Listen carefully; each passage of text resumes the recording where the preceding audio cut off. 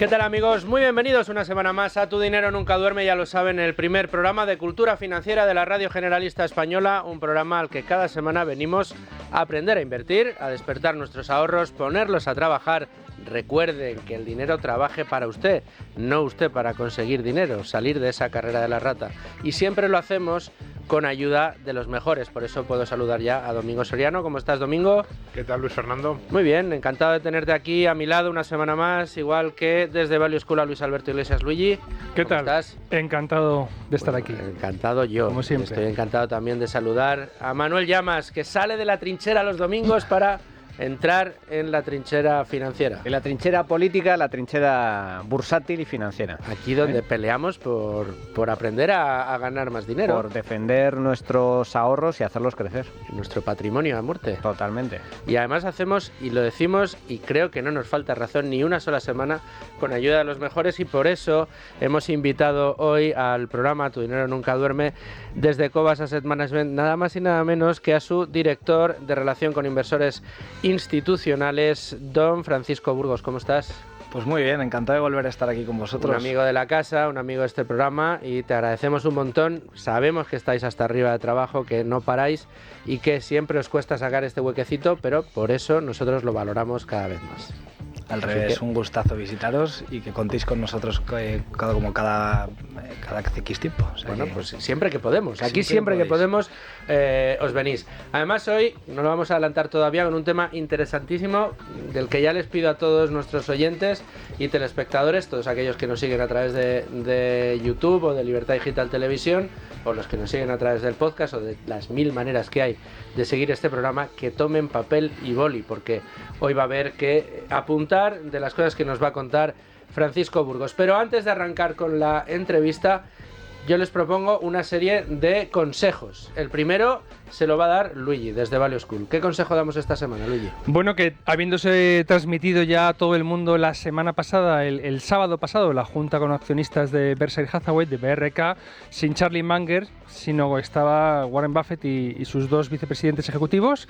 Pues bueno, aparte de ver esos vídeos que se han ya publicado, esos fragmentos, que se lean la carta traducida por Value School, que está gratis en PDF desde la página de librería de la web de Value School, porque lo fundamental de lo que se conversó en aquella junta de accionistas retransmitida está traducido al español, muy claramente expuesto en ese documento, que son unas 20 páginas que nos hemos esmerado en maquetar bien, clarito, para que se lea. Como todo lo que hacéis desde Value School. Claro. Muy bien presentado y además se entiende facilísimo. Bueno, pues gran consejo, y nosotros, redoble de tambores, Domingo, tenemos que recomendar a todos nuestros oyentes y espectadores, por un lado, que aquellos que quieran profundizar en el conocimiento de finanzas personales y que quieran comenzar a invertir y hacerlo con garantías, bueno, pues tienen ya prácticamente a su disposición, lo vamos a anunciar en unos días, aquí damos la primicia, la cuarta edición de Invertir con Cabeza y Ganar Dinero a Largo Plazo, que hacemos el equipo de Tu Dinero Nunca Duerme con LWS, con Locos de Wall Street, y que, bueno, pues tres ediciones hasta ahora, están terminando ya los alumnos de la tercera edición y prontito arrancamos la cuarta. Eso es, todavía no podemos dar las novedades que habrá en la cuarta, pero habrá novedades y como siempre decimos, esas novedades se suman a todo lo que hemos ido publicando, a todas las clases, a todas las conferencias que se han ido publicando en las 3 primeras ediciones, es decir, Milei y Bastos, Rayo, los compañeros de Fernando en Cobas. ¿Qué pedazo de clases nos dan? Por ejemplo, Juan Huerta de Soto, compañero. Un par de masterclasses tenemos de él, de Iván Martín de Magallanes, de Álvaro Guzmán, de Advalor, pues todo eso que es lo que ha ido conformando las 3 primeras ediciones, y además las novedades de la cuarta edición, que nada, vamos a empezar a anunciarlas a través de pues la newsletter, las redes sociales en los próximos días. Bueno, pues a todos ustedes, los que estén interesados, tecleen Locos de Wall Street y ahí buscan Invertir con Cabeza y Ganar Dinero a Largo Plazo, que probablemente ya puedan apuntarse a la lista de espera para ser alumno y ocupar alguna de las plazas que, recordemos, son limitadas para esta cuarta edición. Y de paso, pues ya decirles que ahí siguen teniendo los canales de YouTube y de Es Radio y de Libertad Digital en YouTube, y el canal de la Cuadrilla de Tu Dinero, en el que cada semana, 15 días vamos haciendo directos y que todas las semanas vamos sacando contenidos, vídeos relacionados con cultura financiera que esperemos que les guste. Y si quieren formar parte de esta gran familia Tu Dinero Nunca Duerme, pues entran en la cuadrilla de tudinero.com y se hacen miembros, y ahí sí que les llega toda la información de todo lo que hacemos. Bueno, y hechos estos dados estos consejos, nos vamos a la entrevista y a hablar ya con el que sabe aquí en esta mesa. ¿Estás harto de bajas rentabilidades? ¿No quieres seguir pagando altas comisiones? Traspasa tus fondos de inversión a Finicens y podrás obtener una mayor rentabilidad. Más información en el 910-483-004 y en finicens.com. Finicens, especialistas en inversión pasiva. Bueno, decía que Francisco Burgos de Cobas Asset Management aquí en la mesa con nosotros nos trae un tema interesantísimo, y es la estrategia de la gestora a la que representa Cobas Asset Management, que es el Value Investing. Llevamos diciendo que el momento del Value está llegando, va a llegar, es lo que tenemos ahora, y que pocas veces en la historia se han dado los elementos clave para que las ideas value tengan unos frutos extraordinarios como los que se están dando ahora. Pero vamos a pedirle a Francisco que en el día de hoy nos vaya desgranando esto de una manera en que todos seamos capaces de entenderlo. Pero yo no me voy a colar, no se crean, porque la primera pregunta, como siempre digo, la tiene Luis Alberto Iglesias desde Value School. Aunque llevamos ya muchos años en el programa y en Value School explicando que quizá el mejor momento para entrar en cualquier inversión, especialmente en fondos de inversión, renta variable, es precisamente cuando está bajando, porque la clave que te hace rico a largo plazo es comprar barato y vender caro. Entendemos que a muchos les interesa precisamente lo contrario, que es subirse a un fondo, a un producto de inversión, a un activo, justo cuando está en máximos o subiendo como si fuera una locomotora, ¿no? Para ese tipo de inversores, uno de los datos más esclarecedores es lo que se conoce como Year to Date, YTD, que significa cómo va en el año, a fecha de hoy, el fondo o producto en cuestión. Francisco, ¿cómo va el year to date de quizá dos de las estrategias, dos de los fondos emblemáticos de la casa a la que representas, de Cobas Asset Management, como son el Fondo Internacional y la estrategia del Fondo Cobas Selección, que aglutina las mejores ideas tanto del Fondo Ibérico como del Fondo Internacional? Es decir, ¿cómo habéis empezado este año a fecha de hoy, que ya estamos en mayo? Pues la realidad es que los fondos están funcionando fenomenal. El fondo selección, que es un poco el fondo que decías, el fondo de referencia de la casa, que coge pues lo mejor de la estrategia internacional y lo mejor de la estrategia ibérica, lleva un 12,5. Y la estrategia internacional lleva un poquito más, un 12,70. Esta estrategia internacional excluiría esas acciones que tendríamos en España y Portugal. Y como bien dices, aunque los fondos están en máximos, todavía tienen todo el potencial por recoger. De hecho, yo creo que hay una de las cosas buenas del sector de la inversión es que la esperanza matemática de invertir es positiva. Entonces, lo que quiere decir es que si alguien tiene un capital que pueda invertir, cualquier momento va a ser bueno si tienes horizonte temporal de largo plazo.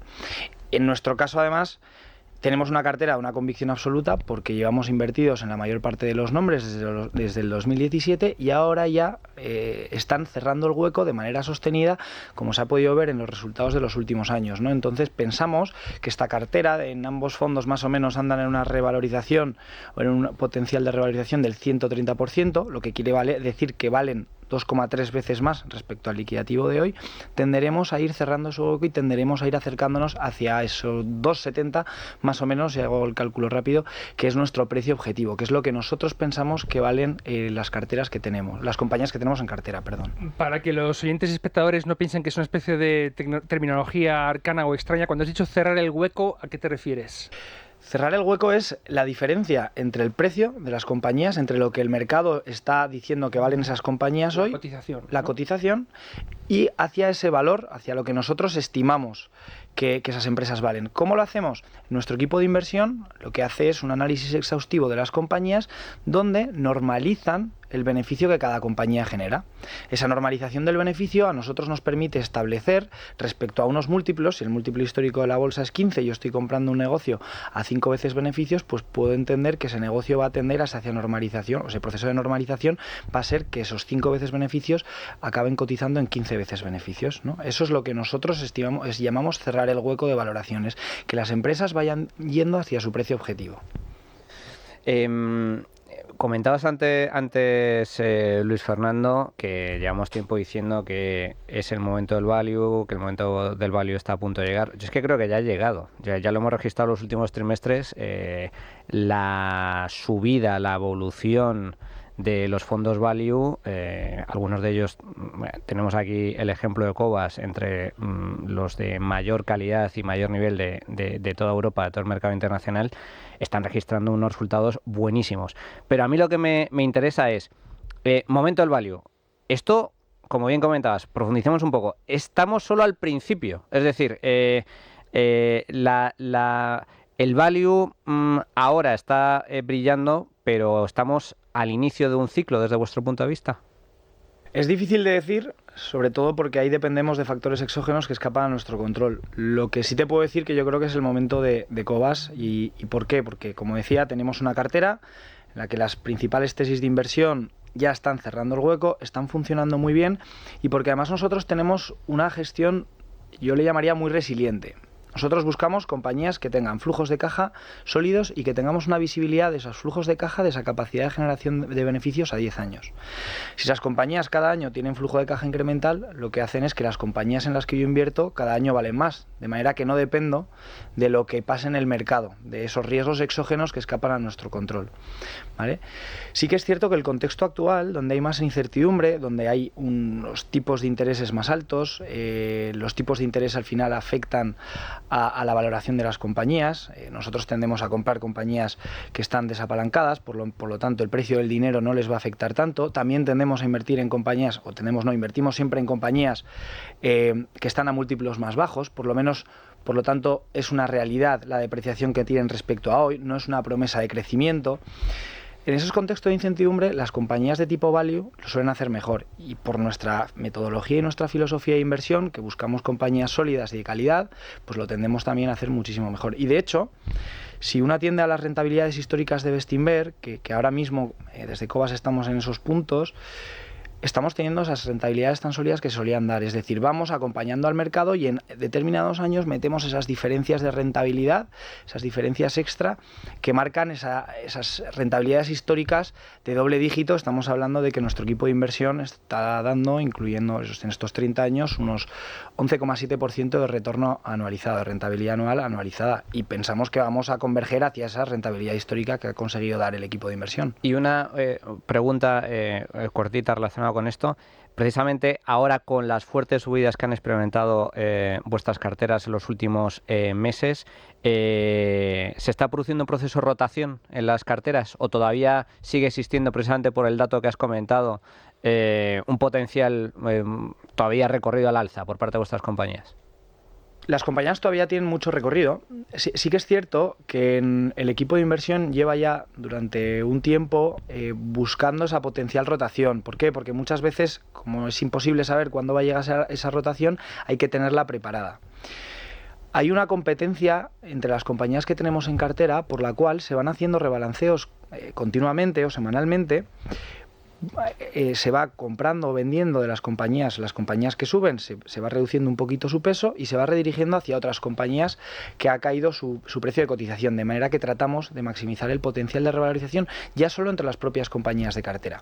Dicho esto, como he comentado antes, estamos hablando de una cartera con una potencial de revalorización del 130% y con una convicción absoluta en las tesis de inversión por todo ese tiempo que llevamos invertidos. Por lo tanto, el equipo de inversión, cuando decide meter una nueva idea, lo hace teniendo en cuenta este binomio, ¿no?, de convicción y rentabilidad.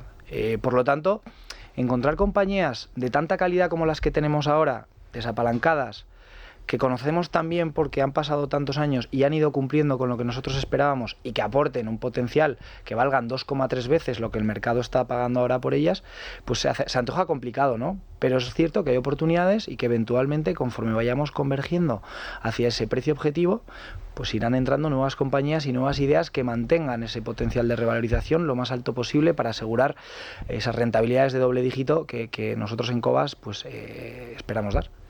¿Por qué se dice, Francisco, que el momento del value ha llegado? ¿Cuáles son los drivers que operan sobre el mercado y que nos permiten analizar la situación y decir, Pues hombre, nadie tiene una bola de cristal, lo que decimos siempre, pero atendiendo a esta serie de evoluciones, pues no sé, de los tipos de interés, la evolución que han tenido las empresas más vinculadas con la estrategia growth, estas tecnológicas que han cotizado a múltiplos extraordinarios y que todavía están desarrollando crecimiento, la situación de valoración, por ejemplo, de las pequeñas empresas de pequeña y mediana capitalización en Europa o en Estados Unidos. ¿Cuáles son esos drivers que observáis vosotros ahora mismo en el mercado y que os hace decir, hombre, si todo va como debe de ir, esto habla de que las compañías tradicionales, bien gestionadas y de calidad, que han estado infravaloradas, ahora van a empezar a demostrar o digamos a coger la atención del mercado respecto a sus beneficios recurrentes? Pues yo creo que el factor diferencial es el contexto actual de mercado. Nos hemos acostumbrado durante muchos años a tener una economía dopada, ¿no? Entonces, el ir con una bici eléctrica parece que es muy fácil y parece que vas muy rápido, pero eso no quiere decir que tú seas físicamente una máquina, sino que es la bici la que te va empujando. Y eso es lo que generas cuando tienes una economía hiperestimulada, con los tipos de interés al cero. ¿Qué pasa con los tipos de interés al cero? Que generas distorsiones en los mercados porque los agentes económicos tienen comportamientos anómalos. Es fácil gestionar empresas porque es fácil financiarlas, es fácil conseguir, por lo tanto, financiación, difícil de tener bancarrotas. Las promesas de crecimiento funcionan, el coste de oportunidad se difumina, porque como el coste del dinero es cero, pues me puedo comprar un coche y como me da igual, pues pido también dinero para un barco. Toda esa situación ahora ha cambiado. Los tipos de interés están ahora en Europa por encima del 4, en Estados Unidos, si no estoy equivocado, están por encima del 5. Es decir, que ya empieza a tener un coste el endeudarse y se tiene que volver a tener que hacer una racionalización en la decisión de tomas de inversión. Es un poco lo que ha ocurrido en los años anteriores en ciertos sectores de la economía, es lo que Hayek hablaba de malinvestment, ¿no? Se crean ineficiencias de mercado que se provocan que se invierta en compañías que no se tienen que invertir, que se invierta en edificios o se construyan edificios que no se tienen que construir, etcétera. Cuando tú tienes un estilo de gestión que se basa, y vuelvo a repetir un poco la idea anterior, pero yo creo que es importante destacar lo que hacemos en Cobas, cuando lo que tratamos es de evitar estas dinámicas de mercado y buscamos aislarnos del ruido, buscamos los negocios de calidad que estén cotizando baratos, que estén sin apalancarse y que por lo tanto en cualquier contexto de mercado se comporten bien. Y esto hay que entender que la inversión es un juego de probabilidades. Entonces, las probabilidades de ganar dinero son mucho mayores cuando tú tienes un negocio de calidad desapalancado, cotizando a 5 veces beneficios, que comprando un negocio de calidad con cierto apalancamiento que está cotizando a 30, 40, 50 veces beneficios. Porque es un tema de probabilidades. Y es cierto además que históricamente cuando los tipos de interés han estado por encima del 3%, se ha comportado mejor que ningún otro estilo de inversión. Correcto. Domingo. Y dentro del value, ¿en qué es en lo que confiáis más? ¿Algún sector en el que os estáis posicionando? ¿Alguna geografía que digáis? Es que sé que me vas a decir que no buscáis por sector o por geografía, pero a lo mejor da la casualidad que dices que las últimas 10 posiciones han sido aquí. Pues porque esto está muy barato. Pues no es por fastidiarte la pregunta, pero no invertimos por geografía y por sectores, pero sí que aquí hay un matiz muy interesante. Nosotros somos lo que se llama en el sector inversores bottom-up, es decir, nos fijamos en los fundamentales de las empresas, ¿no? En la capacidad que tienen de generar beneficios, en la calidad de negocio, o sea que no vamos buscando, oye, mira, China está barato, vamos a poner dinero en China, tal. Pero mirando los fundamentales, de manera automática y sin tener que estar prediciendo lo que va a hacer la macro, que es imposible saber qué va a pasar porque volvemos al control de los riesgos exógenos, que no sabemos qué va a ocurrir en el mundo, por lo tanto no tiene sentido desde nuestra perspectiva el tratar de predecirlo, ¿no? El invertir en fundamentales, el buscar compañías de calidad con buenas generaciones a buenos precios, nos da una protección automática ante cualquier eventualidad o ante cualquier fenómeno económico. Ejemplo, 2022. En 2022, un año en el que todos los tipos de activos están en negativo, nosotros, como habíamos encontrado una ineficiencia estructural en el sector del petróleo y el gas, habíamos invertido en ellos porque las compañías estaban con muy buena calidad, con poco apalancadas, con una generación de flujos de caja, y fueron el único sector que se comportó bien, nos permitió tener una rentabilidad positiva.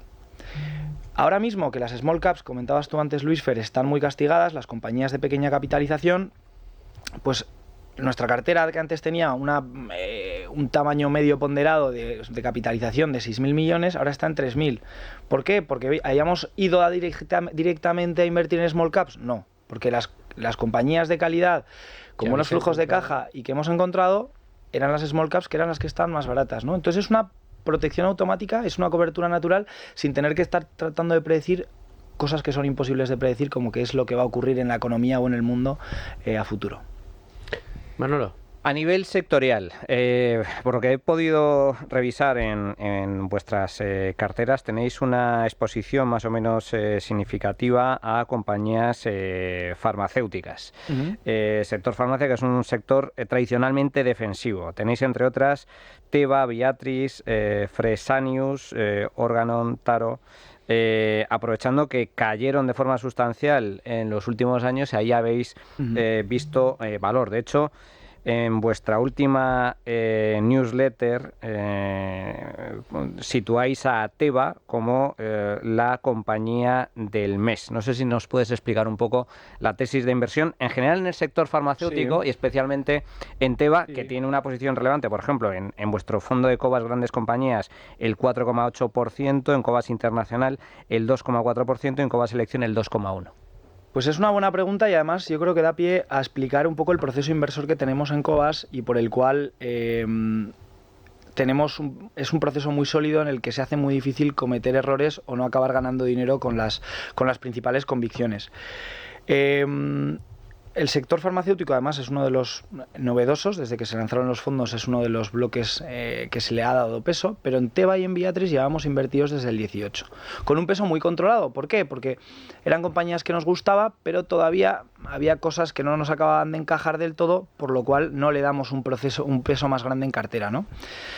Nosotros al final, siempre que invertimos en un nombre nuevo, tratamos de darle un peso de entre el 0,7 y el 1%. Para que llegue a pesar más de un 2-3%, tiene que pasar tiempo y que se cumpla una serie de características que nosotros tenemos, como ha sido el caso de Teva. Teva en el 18 estaba muy endeudada, tenía un exceso de deuda enorme, por lo cual, volviendo de nuevo a una de nuestras premisas, no tomamos posiciones elevadas en compañías que estén muy endeudadas, porque no nos gustan las compañías con deuda.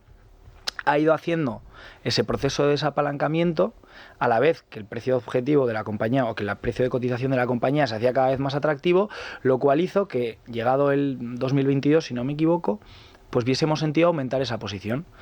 En ese mismo sector estaban las compañías que has comentado, estaban Organon, estaban Fresenius, que también se habían visto arrastradas por ese castigo del mercado, ¿no? Que fue un poco después del COVID, los resultados habían empeorado, estas compañías no se habían visto beneficiadas por el COVID, pero les había afectado y además tenían también un exceso de apalancamiento.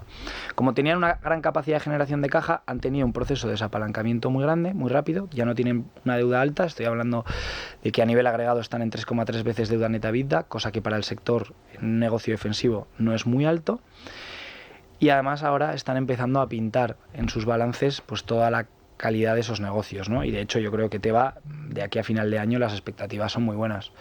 No sé que nosotros no hablamos a corto plazo, pero la realidad es que están implantando un proceso estratégico que comenzaron unos años atrás y ya se está viendo. Y el mercado lo está recogiendo y por lo tanto ese buen comportamiento que ha tenido a lo largo del año, que está por encima del 20, pues tiene pinta de que va a seguir siendo así conforme vayan refrendando estas buenas expectativas. Corrígeme si me equivoco, Teva se trata de una farmacéutica israelí con sede en Israel, y algunas de las farmacéuticas que tenéis en cartera se dedican a los medicamentos genéricos, sí, ¿no? Casi todas tienen genéricos, pero es verdad que tienen otros activos que salen a los genéricos. Y de hecho Teva, una de las características que tiene es que ha trascendido a esa producción de genéricos para generar otro tipo de fármacos más novedosos. Pero esto que comentas, Francisco, me resulta muy interesante, porque es cierto que durante la época de pandemia, todos nosotros que vivimos el tema de la pandemia desde múltiples aspectos, pero en nuestro programa incidimos en las grandes oportunidades que ofrecía el mercado precisamente en el año 2020 como consecuencia de la caída generalizada. Es Es cierto que en ese contexto, durante esos meses, muchas compañías farmacéuticas, sector farmacéutico, creció, creció me refiero de aumentó el precio en el mercado precisamente porque se beneficiaron del tema pandémico, pero luego hubo una corrección, pero fue una corrección que en este caso afectó a todo el mercado sin distinguir si estaba relacionado con el coronavirus o sin estar relacionado con el coronavirus, con lo cual ahí es donde visteis oportunidades, ¿no? Claro, esa es la maravilla de los mercados públicos y que es, yo creo que más complicado de encontrar en compañías privadas. Los mercados públicos se mueven por la irracionalidad del corto plazo, que lo explicaba muy bien Benjamin Graham, inventor del Value Investing, de Mr. Market, ¿no? Que es un esquizofrénico que te viene un día con un boli, te lo intenta vender por $1 y al día siguiente el mismo boli te lo intenta vender por $3. Pues hay momentos en los que el mercado, como fue de marzo de 2020, cae no porque las compañías sean peores, sino porque hay un miedo colectivo, y ese es el momento más maravilloso para poder invertir y para poder crear una cartera de calidad que nos aporte unas rentabilidades futuras extraordinarias. Quería preguntarte, Francisco, acerca de algo que llevamos ya comentando en las tertulias que tenemos en el último tramo del programa en las últimas semanas, que es el oro. El oro es un activo que, como venimos comentando, está de moda, está subiendo, pues eso, como un tiro, y es la niña bonita del mercado de activos en los cuales invertir. ¿De alguna manera tenéis en Cobas alguna posición, bien porque estéis quizá en alguna minera de oro o algo que nos puedas contar? ¿Estáis expuestos a esta fuente de rentabilidad? Sí, estamos expuestos. Tenemos una compañía que se llama Equinox. También tenemos otra minera de cobre, Atalaya Mining, que yo creo que la hemos comentado en otras ocasiones aquí en el programa. Pero lo hacemos desde una perspectiva de un análisis fundamental. ¿Esto qué quiere decir? Que no es porque pensemos que haya que invertir en oro porque sea un buen momento, sino lo que pasa es que hemos encontrado una compañía que tiene una producción X de oro cada año y lo multiplicamos por lo que nosotros pensamos que es el valor normalizado del oro, ¿vale? O lo que es el precio al precio más o menos al que el sector necesita que esté el oro para poder funcionar y que las compañías ganen dinero y por lo tanto prosperar, ¿no? Lo mismo con el cobre, pues no, el cobre lo normalizamos a $3,5, ahora mismo está a 4,3, de manera que, quieras que no, tenemos pues nuestro modelo hecho con unos números conservadores, porque sabemos que falta cobre en el mundo y que de aquí a 10 años pues probablemente haya una estrechez en la oferta a la hora de satisfacer la demanda, que nos invita a pensar que el precio del cobre va a estar por encima de ese 3,5. Pero no invertimos por esa ineficiencia, sino invertimos porque encontramos una compañía que produce unas cantidades de cobre X y multiplicándolo por ese precio conservador nos sale que está muy barata. Domingo. Y esas compañías que decís que tienen muchos años, estás diciendo también que sois muy conservadores. ¿Cómo es el proceso de ir sacando esas compañías que se van acercando a un precio que a lo mejor también, porque las vais conociendo, penséis que está subiendo? Es decir, tú ves, tu precio, entras a 50, tu precio objetivo es 100, cuando está a 80, 90, la tentación es salirte, tienes oportunidades mejores, pero a lo mejor tu precio objetivo, precisamente porque llevas 5 años mirando la compañía, o porque el precio del cobre crees, por ejemplo una compañía de cobre, que te va a subir, dices que ya mi precio objetivo no es 150. ¿Os replanteáis mucho eso? ¿Cómo funciona por dentro esa tesis de inversión? Porque está viva permanentemente. También se te puede ir el precio objetivo a 40 si crees que la compañía no es tan buena como la habías visto al principio, pero intuyo que en esas posiciones que lleváis muchos años hay más tendencia a que el precio objetivo suba, o a que digáis, oye, un momento, que es que no era 100, que es que a lo mejor tenemos que mantenernos aunque hayamos doblado.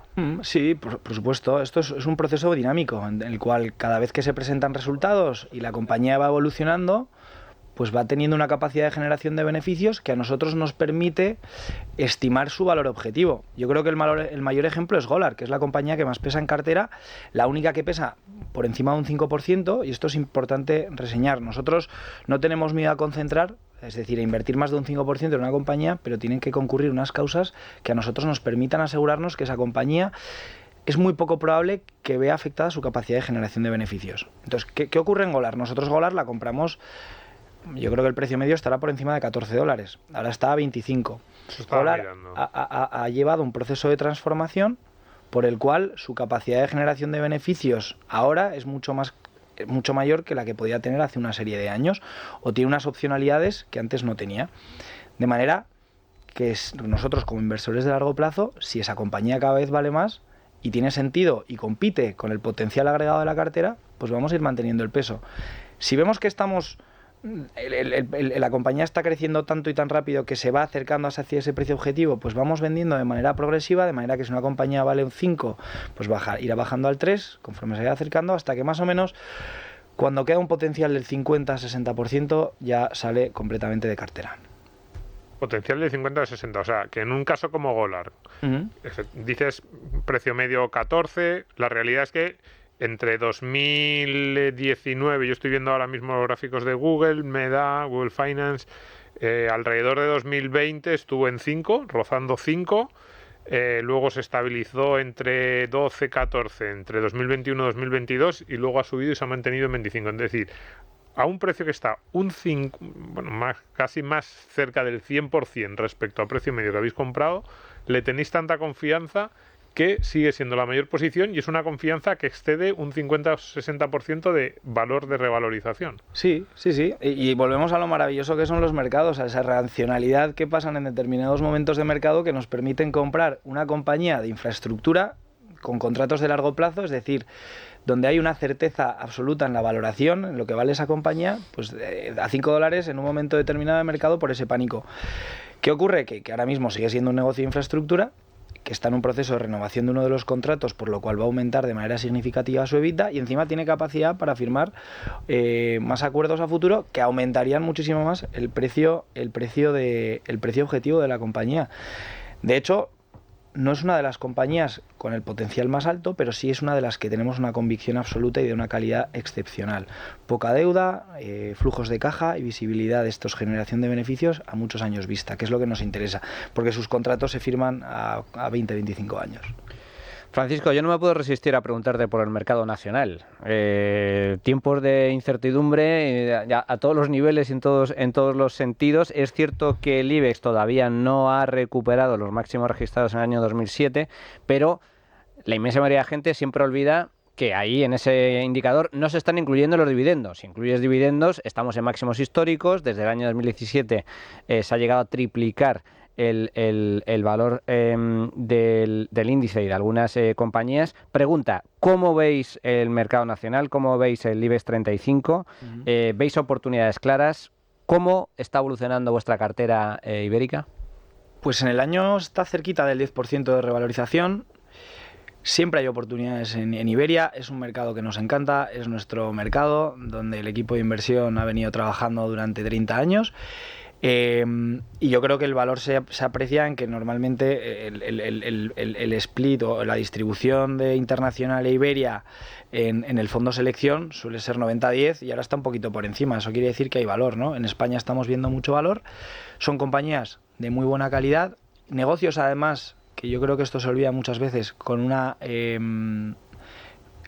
negocios muy internacionales, donde te evitas el riesgo país, que muchas veces esa inestabilidad política o esas inseguridades que uno puede percibir desde fuera puede hacer que no se considere como un mercado atractivo, pero la realidad es que las compañías que tenemos son fantásticas, son muy buenas y son líderes a nivel internacional y generan mucho dinero fuera, por lo tanto tenemos una cobertura natural porque venden en muchísimos países. Simplemente para recordar a nuestros oyentes, ¿cuáles son vuestras principales posiciones en la cartera ibérica? Pues ahora mismo te diría que Atalaya Mining, tenemos también con un peso relevante el Equinor, tenemos una de las compañías también que ha tenido además un buen comportamiento en el año es Vocento, que llevamos invertido mucho tiempo y el mercado está empezando a entender cuál es la nueva estructura de la compañía y por eso ha tenido ese comportamiento tan bueno. Entonces hay oportunidades, siempre. Bueno, hay oportunidades son las que nos va dando el reloj, que vamos a tener que ir terminando este tramo, pero ya sé que no es lo tuyo, Francisco, pero sí que me gustaría pues que quedara claro un mensaje, lo ha comentado Luigi al principio. El que nos esté escuchando y no haya invertido todavía en Cobas, pero le guste la idea y lo haya pensado en algún momento, con los resultados que estáis dando, ¿ya llega tarde o todavía queda upside por ver? Al revés, lo mejor está por venir. Yo creo que invertir ahora es tirar a balón parado. O sea, es comprar la cartera madura, cerrando su precio objetivo. Y recalcar, siempre es buen momento para invertir. La esperanza matemática de invertir es positiva. Si uno tiene una orientación de largo plazo, lo mejor que puede hacer es ir invirtiendo y el tiempo le irá pagando, porque nosotros tenemos un equipo de inversión que lo que se dedica es tratar de maximizar el potencial y la calidad de la cartera en el tiempo. Entonces, cualquier momento es bueno para invertir, pero encima, ahora que estamos en un momento en el que la cartera está funcionando muy bien, con las compañías con catalizadores clarísimos, pues mejor que mejor. Y más tranquilo, ¿no? En este caso, más que algunos inversores que igual entraron hace unos años y han tenido que esperar un poco la maduración. Sí, pero bueno, es lo que dices, el proceso de maduración a veces, en este caso quizá ha tardado más de lo normal, pero como inversores de largo plazo hay que ser pacientes porque el tiempo acaba pagando. Aquí el tiempo no nos perdona, ese es el problema, Francisco, pero te voy a invitar, si te parece, que te quedes al siguiente tramo, que es el de la tertulia. Nos va a acompañar Gustavo, nuestro tertuliano habitual para la etapa de actualidad. Y vamos a repasar un tema que a lo mejor también te interesa y que tiene que ver con Milei y con Argentina. Nos vamos enseguida a la tertulia. Bueno, pues nos adentramos ya en la etapa de actualidad, en la tertulia, después de esta fantástica entrevista que hemos tenido con Francisco Burgos, recordemos, director de relación con inversores institucionales en Cobas Asset Management, y que nos ha traído el momento del value en el que nos encontramos, y también hemos podido repasar con él la cartera de Cobas. El que se haya perdido ese tramo, por favor que lo recupere o que vaya a internet y lo busque en las múltiples publicaciones que hacemos de cada uno de los programas. Y ya saludo a Gustavo. ¿Cómo estás, Gustavo? Muy bien. Gustavo Martínez, de UFM, profesor, asesor financiero, y nuestro especialista para la actualidad con Vicente Baró. Cuando viene Vicente no viene Gustavo, y algún día os tendremos que traer a los dos juntos. Pero fíjate, yo estaba repasando temas de actualidad para hablar esta semana.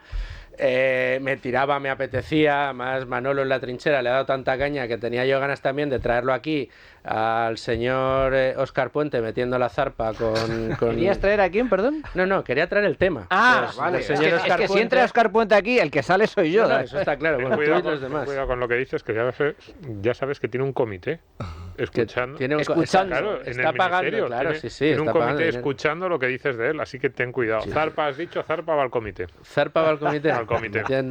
Mal día para hablar de Zarpa en una semana bastante complicada desde el punto de vista diplomático. Pues oye, mira, ese era el tema, ¿no? Digo, Óscar Puente abre una crisis diplomática con Argentina, contesta el departamento de Javier Milei y abrimos un melón. Y de repente, escarbando en el melón, te das cuenta, pues, por ejemplo, de una realidad que es la que yo quiero que tratemos hoy en la tertulia, y que yo creo que también tiene mucho que ver con la buena asignación de recursos, la búsqueda de buenas inversiones, y que de repente vemos cómo la bolsa argentina se convierte, pues no sé, en esas luces de neón. ¿Te acuerdas cuando hablábamos en el primer programa domingo, en los primeros programas, de esas luces de neón de las que no nos podemos fiar en la bolsa? Bueno, pues lo que más brilla ahora, lo que parece Times Square en medio de la nada, es la bolsa argentina, porque está con unas revalorizaciones espectaculares y da la sensación de que las empresas de todo el mundo empiezan a mirar a este país que está hundido en la más absoluta miseria, que sigue hundido, hay que decirlo, en la más absoluta miseria, pero que parece que empieza a despertar. Yo no sé quién quiere abrir fuego, pero tengo una mesa extraordinaria. Gustavo, dale. Yo solo voy a poner simplemente para poner el dato encima de la mesa. Bueno, ¿cuánto ha subido la bolsa argentina? 83%. Desde finales del año pasado, que es cuando asume la presidencia Javier Milei? Un 83%. 83. Un 83 desde que asume la presidencia, pero desde que se anuncia que va a ser presidente sube más. Es decir, al final, bueno, enhorabuena a Cobas, ¿no? Que es una gestora con la que yo está con unos números que es para darle la enhorabuena. Ha puesto yo hace muchos años que ha puesto por ella, ¿no? Pero bueno, yo creo que ahora es el momento Cobas, ¿no? Bueno, dicho esto, creo que bueno, en Argentina es normal que la bolsa suba, ¿no? La bolsa descuenta expectativas, y lo que se está descontando ahora es todo aquello que es bueno para el crecimiento empresarial dentro de una economía que ha sido siempre muy encorsetada, ¿no? Y muy estatalizada por el kirchnerismo, ¿no? Y que ahora pues tiene visos de empezar a ver la luz, ¿no? Y es, claro, aquello donde más penalizado está, y los expertos de Cobas saben más que yo de eso, pues es donde hay que pescar, ¿no? Y Argentina parece que sería una buena plaza, teniendo en cuenta pues que coyunturalmente está barata por alguna razón que a priori parece ser pasajera, ¿no? Oye, Gustavo, me gustaría preguntarte cómo se puede invertir, cómo puede un ahorrador que no sabe elegir compañías, que quizá confía más en fondos, se puede invertir en fondos indexados a lo mejor, o bueno, cómo poder disfrutar de ese crecimiento de la bolsa argentina. Sin duda alguna, si no tienes muchos conocimientos, lo mejor es irse a un indexado, ¿no? Exactamente igual que en Estados Unidos, en Europa o cualquiera, ¿no? Ya sabemos que batir a los índices es hartamente complicado, de hecho muy pocos gestores lo consiguen, ¿no? Y que si tienes pocos conocimientos, pues te indexas a las empresas que selectivamente son las más potentes de cada país y por eso están en los índices, porque se supone que son las más potentes. Y además los índices suelen ser darwinistas, ¿no? En tanto en cuanto los que no lo hacen bien, pues salen y los que lo hacen mejor entran, ¿no? Pero si tienes algo más de conocimientos, pues oye, yo creo que te puedes buscar un Cobas en Argentina, ¿no? Sí, pero no hay ningún control cambiario o capital. Es decir, yo sospecho que todavía hay remanentes de lo que está por todavía desmantelarse que pueden dificultar esa inversión. No, desde luego. Primero tienes el problema de la regulación y el control cambiario y luego tienes el problema del peso argentino, ¿no? Que el peso, si bien está tomando cierta apreciación, pero está sometido al riesgo de tipo de interés por parte de Argentina y al riesgo de potencial inflación por parte de Argentina también, con lo cual no es muy apto para cualquiera invertir en un país cuya divisa no es el euro y además un país que pues que está sometido todavía a un riesgo geopolítico bastante importante, ¿no? ¿Trasciende la moda o no trasciende la moda? Es decir, ¿se ha puesto de moda la bolsa argentina por Javier Milei? ¿Creéis que es algo pasajero o que es el comienzo de una historia que puede llegar a ser maravillosa? Francisco, Domingo. Pues, yo creo que tiene el subyacente de lo que está ocurriendo en Argentina. Creo que puede ser un ejercicio muy interesante o una reflexión muy importante para lo que es Europa. Vivimos en países donde cada vez hay una mayor intervención estatal. Desde que se constituyen los estados liberales hasta el día actual, el peso del Estado no ha hecho más que crecer. Estamos hablando de que los estados de bienestar, después de la Segunda Guerra Mundial, cuando se constituyen, el precio el peso del PIB, del Estado en el PIB era entre el 5 y el 15%, y ahora es que es más del 50%. Eso supone que nosotros, a través de impuestos, estamos renunciando a nuestro dinero para que los gestione un tercero. Entonces, ¿qué incentivos tiene un tercero para hacer un uso eficiente de nuestros recursos? Cero, porque no tiene ningún control, ¿no? Entonces creo que Argentina, si demuestra al mundo que cuanto menos peso tenga el Estado y que la tendencia debería ser a ver cómo el Estado puede hacer una gestión de mínimos, donde haya una regulación y un peso que vaya tendiendo a hacer un gasto de recursos lo más eficiente posible y a intervenir lo menos posible, pues puede ser un ejemplo al mundo y volver hacia una racionalización de lo que un Estado debiera ser. Domingo. Sí, a ver, hay varias cosas. La primera la ha apuntado Gustavo. Esta es una inversión, irse a la bolsa argentina. Tanto si uno lo hace en un índice como en compañías concretas. En cualquier caso es una inversión de riesgo. Hombre, en un índice pues es menos riesgo que seleccionar compañías, pero incluso así sigue siendo un país que tiene enormes retos por delante y oye, que a lo mejor Javier Milei dentro de 6 meses fracasa o hay una revuelta interna dentro de su partido, no lo sabemos, puede haber cualquier tipo de, porque son las medidas puede haber cualquier tipo de incidencia política, porque además está tomando medidas complicadas, que yo creo que van a ser buenas, pero que en el corto plazo pueden generar ganadores, perdedores y mucha tensión social. Entonces es una inversión arriesgada. Pero luego tú decías, esto puede ser el catalizador, puede esto ser el inicio de una historia espectacular, que dentro de unos años veamos como algunas de las cifras de crecimiento económico y también de crecimiento de revalorización de las empresas más llamativas del último siglo. También puede serlo. Es decir, Argentina tiene un potencial brutal y está ahí. Además es un potencial que yo creo que es relativamente fácil, entre comillas, después de todo lo que he dicho alguien dirá, pero ¿cómo dices que es fácil? Es fácil en el sentido de que lo han hecho tan mal y hay tantas cosas mal en Argentina que con cambiar 3 cositas, no tienes que cambiar toda la legislación económica argentina para que el país se ponga a crecer, con cambiar 3 cositas, estabilizar un poquito la moneda, liberalizar un poco el mercado laboral, y ya está, y dejar que las empresas hagan un poquito más de lo que les estaban dejando antes y se pone a crecer. Yo digo muchas veces que el país con más potencial del mundo ahora mismo es Corea del Norte. Tú no necesitas en Corea del Norte igualar la legislación suiza para que Corea del Norte se ponga a crecer al 15%. Es que con que les dejes hacer un poquito a sus habitantes, que llevan 60 años sin poder moverse, vas a estar creciendo al 20% 2 décadas. Es lo que ha hecho China. No lo ha liberalizado tanto, pero es que claro, les tenías debajo de la bota, les tenías sin poder hacer nada. Como decía Fernando, en el momento en que les dejas un poquito se dispara. Te voy a fastidiar, Domingo, perdona, Manolo. Ese argumento es el de Pedro Sánchez después de la pandemia. Fuimos los que más caímos de todo, con mucha diferencia, y en cuanto repuntamos un poquito éramos los que mejor lo hacíamos. Sí, pero lo está usando él bien y tú lo estás usando. Pero de todas maneras, perdona, Manuel, dos cosas. Primero, efectivamente lo que dice él es cierto. Allí en Argentina te pones a hacer toboganes ahora y puedes capaz de construir un parque acuático, ¿no? en muy poco tiempo, ¿no? Y en segundo lugar, también hay que tener cuidado con Argentina, porque no todas las medidas de Milei son potencialmente buenas. Si quiere establecer el coeficiente de caja de 100%, que es la banca Simons, entonces Argentina se puede ir a una deflación de caballo y eso haría caer a las empresas. Por tanto, no el hecho de que haya un presidente liberal es 100% bueno, es 100% bueno si lo que toma son medidas liberales buenas, porque la banca Simons o el coeficiente de caja 100% no es socialismo monetario, no estamos hablando de liberalismo económico. Bueno, y que a ver, que hay otra cosa que tenemos que mirar en Argentina, perdona, Manolo, que ya te hemos cortado 3 veces, ya vas tú. Pero, a ver, lleva 3 meses de acción de gobierno efectiva desde que fue nombrado.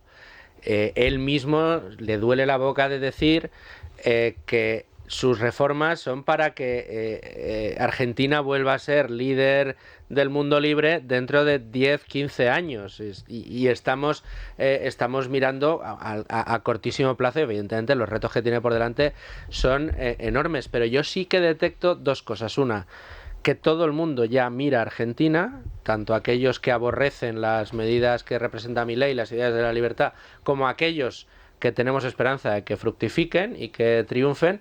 Y lo que sí que me parece a mí, que yo no sé si esto lo compartís, es que muchas compañías que buscan lugares donde establecerse empiezan a poner Argentina dentro de del brainstorming a la hora de tomar esa decisión. Eso era lo único que quería decir. Manolo, ahora sí. No, solo habíamos dicho un dato antes, subida de más del 80% desde que asume la presidencia Javier Milei. El ETF de la bolsa argentina, comentaba antes Gustavo, forma más sencilla de exponerse a la bolsa argentina es comprar el ETF argentino, el ETF de la bolsa argentina, el Global X MSCI Argentina, con el ticker ARGT, lleva una revalorización del 26% en el año 2024 y un 50% desde que Milei ganó las elecciones en noviembre. ¿Sabéis cuánto ha subido en el mismo periodo el S&P 500, el todopoderoso Standard & Poor's? Un 9% en el año 2024, un 18% en los últimos 6 meses. Y una de las razones de esto y el potencial que puede tener la bolsa argentina radica precisamente, ahí es donde está la oportunidad de inversión, radica en cómo funcionan los procesos hiperinflacionarios. A veces se olvida, es que Argentina aún sigue, por desgracia, pero se está logrando contener. Argentina llevaba instalada la hiperinflación desde hace casi un año.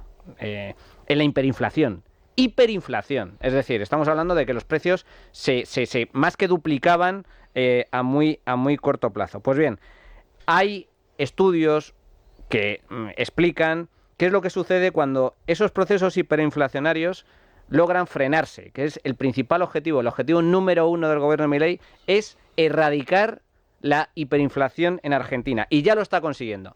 Y lo que se explica en ese tipo de estudios es que un proceso de estabilización monetaria, y de esto tenemos aquí a un gran experto como es Gustavo, un proceso de estabilización monetaria, a continuación, en lo que se traduce es en una ingente entrada de capitales en el país. Y eso, lógicamente, entrada de capitales hace que la bolsa suba. Entonces, todavía no se ha logrado controlar la inflación en Argentina, pero ya hay indicadores que apuntan a que se está logrando frenar. Entonces, luego, la bomba atómica que tenía el Banco Central argentino se ha logrado desactivar, o al menos eso es lo que tenemos hasta el momento, ¿no? Sin duda, y tienes a los mercados que lo están aplaudiendo, ¿no? Creo que Argentina ha sido la primera vez en 20 años que ha tenido superávit, ¿no? En un trimestre. Superávit fiscal, sí. Superávit fiscal en un trimestre, y eso es revalorización sí o sí del peso argentino. Y la revalorización del peso argentino es lo mismo, es lo contrario, perdón, de la depreciación del peso argentino. La depreciación del peso argentino es pobreza, la revalorización del peso argentino es riqueza. Es decir, los propietarios de moneda fiat, denominadas en pesos argentinos, se están enriqueciendo, y todos aquellos activos que se denominan en esa divisa se está enriqueciendo, se están apreciando, con lo cual es lo que está celebrando la bolsa, ¿no? Ese contener la inflación, que a priori es complicado, pero que lo va a conseguir Milei, y eso, por supuesto, va a hacer crecer mucho a las compañías que operan allí, ¿no? Oye, Gustavo, explícanos eso de que es socialismo monetario abogar por la reserva del 100% del coeficiente de caja, porque aquí en España lo lleva defendiendo décadas Jesús Huerta de Soto, Sí. de quien se considera alumno el presidente Milei. ¿Por qué decías eso? Bueno, yo no soy un admirador profundo de Huerta de Soto, pero creo que en este campo pues se equivoca, ¿no? Yo creo que el coeficiente de caja del 100% lo que te dice es que tienes que tener la misma cantidad de depósitos que de préstamos que realizas, ¿no? Y aquí hay un problema, y es que entiende que o no entiende que el dinero lo crean los bancos a través de nueva concesión de préstamos. Es decir, lo que asume el coeficiente de caja 100% es que tú, para poder prestar, necesitas previamente tener ahorro prestado, y eso no es real, es no entender cómo se crea el proceso monetario, que no es otra cosa que los bancos pueden crear moneda otorgando nuevos préstamos. El problema no es el coeficiente de caja 100%, el problema es el descalce de plazos, es decir, cuán está dispuesto un banco a apalancarse en función del activo que tiene. Y si tú te apalancas mucho porque de esa manera obtienes rendimientos, si tomas prestado un tipo de interés y lo prestas a largo a otro tipo de interés, pues obtienes un tipo de interés que es el spread entre los dos préstamos como beneficio. Pero si tú haces mucho esa operación y no calculas bien la cantidad de activos que tienes que tener, lo más probable es que generes ciclos económicos, ¿no? Eso no se erradica con el coeficiente de caja 100%, porque puede haber descalce de plazos teniendo un coeficiente de caja 100%. Eso se erradica pues dejando quebrar a los bancos, es decir, haciendo desaparecer el Banco Central. Sí, eso es más difícil todavía que lo que está planteando Milei. Pero es una propuesta de Milei. Sí, Él quiere hacer desaparecer el Banco Central. No desaparecer, lo quiere dinamitar, que es muy diferente. Sería maravilloso ver una imagen con el Banco Central derrumbándose, los ladrillos cayendo. Estaba pensando en Europa, digo que esa es más difícil, que desaparezca el Banco Central Europeo es más complicado. Cuidado, volviendo a Argentina, que decíamos, formas de invertir en Argentina, y estábamos hablando antes de la bolsa española y el potencial. Hay muchas empresas españolas con mucha exposición en Argentina. Con mucha exposición en Argentina, y puede ser una chispa, un motor de crecimiento bastante interesante, porque muchas de las grandes empresas españolas que no lo han hecho especialmente bien en los últimos años, en parte ha sido porque han concentrado sus inversiones en el extranjero en países que han tenido muchas dificultades. Brasil y Argentina quizás serían los dos ejemplos más claros. Y ahora, si Argentina le empieza a ir bien, a muchas de esas empresas pues pueden tener ahí un potencial que dices, oye, pues si el negocio en España más o menos está bien, el precio estaba relativamente deprimido, y de repente tu inversión, el país donde tienes el mayor potencial, empieza a crecer, pues por ahí se puede ver también. Digamos que se puede ver una posible revalorización, y sobre todo pienso en esos inversores que dicen, joder, es que irme a Argentina, es que no me fío, es que sí, a mí me gusta lo que está haciendo Milei, pero no lo sé. Pues dices, oye, pues ponte a mirar cómo están las empresas españolas expuestas al país, y a lo mejor te sientes más tranquilo, y es una forma indirecta. Es como cuando dicen los value que van a invertir en oro pero sin comprar oro físico y compran mineras, pues es una especie de, un proxy relativamente fácil con el que también apostar por aquel país. Pero venga, mojaros un poco. ¿Creéis que es un buen momento para exponerte, para coger un porcentaje, no sé, si quieres testimonial de tu cartera y apostarlo al triunfo de Milei en Argentina? O, digo, de Milei, triunfo de las estrategias de Milei, que finalmente ese crecimiento que observa el mercado adelantando estos resultados que está obteniendo la bolsa argentina se confirman. ¿Creéis que es el momento de hacerlo? ¿Creéis que no es para todo el mundo? En esas clasificaciones que te gusta a ti hacer, Domingo, de si vas a por la medalla de oro, si vas a por la medalla de plata, ¿dónde colocas la exposición? Yo veo yo creo que Manolo ha contratado el ETF ya. Yo no digo, yo jamás, primero, no doy consejos de inversión, yo solo explico. Yo cuando me dicen, ¿qué hago? Mira, yo te digo lo que hago yo.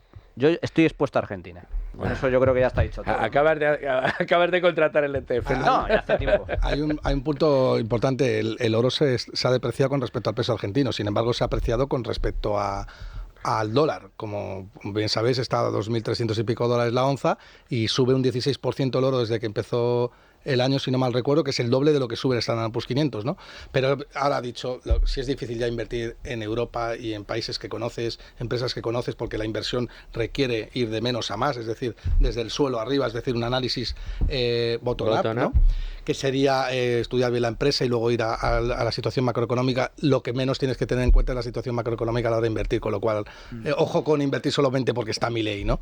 Bueno, pues habrá que ver. Francisco, el último turno de palabra para ti. Sí, yo creo que hay demasiados riesgos o factores incontrolables en la inversión todavía, ¿no? Como habíais dicho, lleva muy poco tiempo y además en una situación económica muy delicada, en la cual si las cosas tienden a ir bien, obviamente va a ser una buena oportunidad de inversión, pero yo siempre creo que hay que tratar de tener la mayor parte de tu patrimonio en inversiones sólidas, en inversiones que sabes que a largo plazo se van a revalorizar, y a lo mejor puedes tener ese 5 o 10% de tu patrimonio donde puedas tener tus convicciones o tener otro tipo de posicionamiento que tú quieras para divertirte. Pues oye, como el que decide tener algo de Bitcoin o tal, pues igual no hay una certidumbre en la tesis, pero tienes un pequeña parte de tu patrimonio.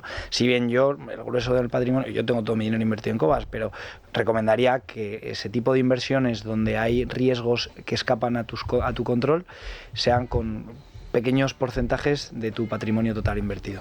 Que el coste de oportunidad merezca la pena. Eso es.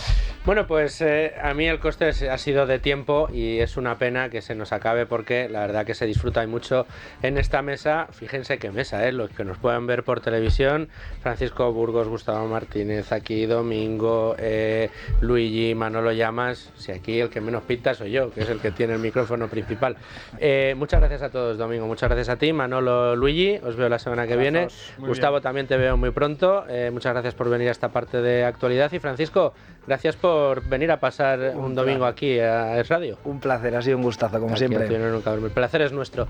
Y a todos ustedes, señores oyentes, como les digo siempre, aquí les espero la semana que viene con asuntos que esperamos que sean de su interés. Y hasta entonces se quedan en la mejor compañía, la de Es Radio, y yo les deseo que sean muy felices, amigos.